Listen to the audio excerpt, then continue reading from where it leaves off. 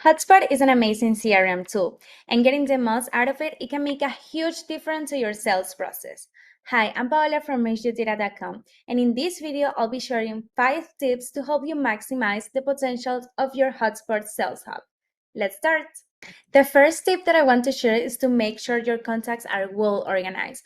Hubspot has this amazing feature that allows you to segment your contacts based on different criteria, example industry or lead status, and by taking advantage of this you will have your contacts clean and up to date.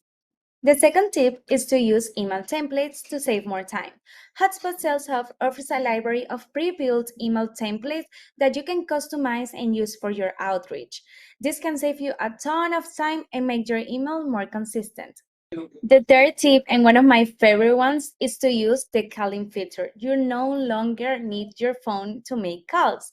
Now, with Hubspot Sales Hub, you can make calls directly from the platform, and all the data will be automatically be saved into your CRM. And this can help you streamline your process and keep track of your interactions with your leads. Tip number 4 is to use sales analytics dashboards to track your progress. Hubspot Sales Hub provides you a dashboard that shows you the key metrics such as deal pipeline, conversion rates, and sales performance.